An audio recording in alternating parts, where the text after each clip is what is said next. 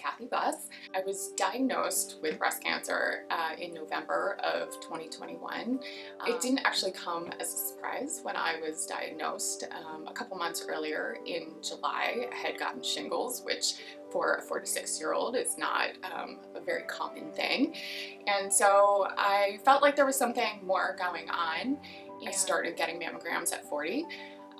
And had not skipped even during COVID. I knew it was important because I was young, because my mom had had it. When I found a lump myself, right before I was supposed to get my mammogram, I, in some ways, was not surprised. I thought, oh, this is what was going on.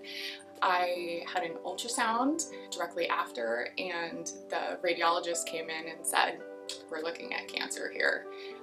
We have to do a biopsy, but I'm pretty certain. My husband was out of town for work, and so I had some time to kind of think on it. Thought, oh, this is it, this is the end. I went to the legal office and updated my will and thought, okay, I'm just gonna be ready for whatever comes my way. We have 7 kids, 5 of them are still at home. We wanted them to have things as normal as possible. I saw Dr. Riley, and to my surprise, I had a completely different kind of cancer. I had hormone-positive cancer. Surgery would be the first step. And then there was a good chance that I wouldn't need chemo. I had decided to do a mastectomy, which meant that it was likely that I wouldn't have to do radiation. As it turns out, I had a positive lymph node, and because I'm under 50 and premenopausal, that meant that one way or another I was going to have radiation as well. So I went into the surgery. I had a great recovery. I had surgery at 10 o'clock, and I went home, and I was actually able to eat dinner with my family. And so that was definitely the first step in them feeling like, all right, this is going to be okay. Mom's going to be fine.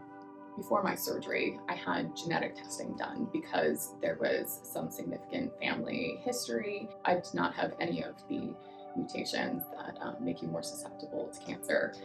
Our insurance paid for the blood test. They didn't pay for the genetic counseling part, and that was our first big gulp of like, ooh, this is going to be an expensive journey. We were helped by donors that helped fund that difference for people. That was a huge relief. I think we found that out probably right about as I was recovering from surgery. So that was a huge weight lifted from us. So I went to see Dr. Lee.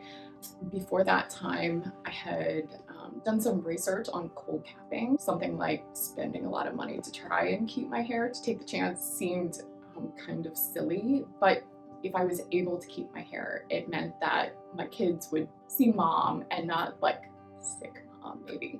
And that was really important to me. And it also allowed, if it worked, it would allow my kids to have that choice. Other people wouldn't see me and be like, oh, your mom looks sick, what's going on? I was very happy to find out a lot of hospitals charge for each use. In addition to the cold capping company, you pay per session.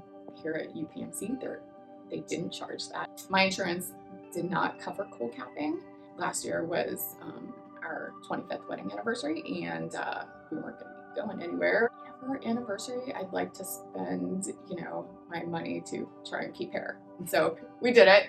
I was very blessed. I did really well. I could exercise every day. I could eat every day that I would, brush my hair, twice a day. They say do it in the morning and the night. You don't want it to get knotted. Every brush was kind of like, oh no, is today the day? Usually I think day 21 is when it starts falling out. And that day kind of came and went. I saw Dr. Wilson, and she was amazing. We had a conversation. All of my doctors, one of the things that I loved is I'm a very curious person. I want all the information. I know some people are overwhelmed by information.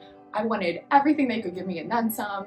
They wanted me to be comfortable with my treatment. And I think if there's one thing that cancer patients do not feel, it's that they have control.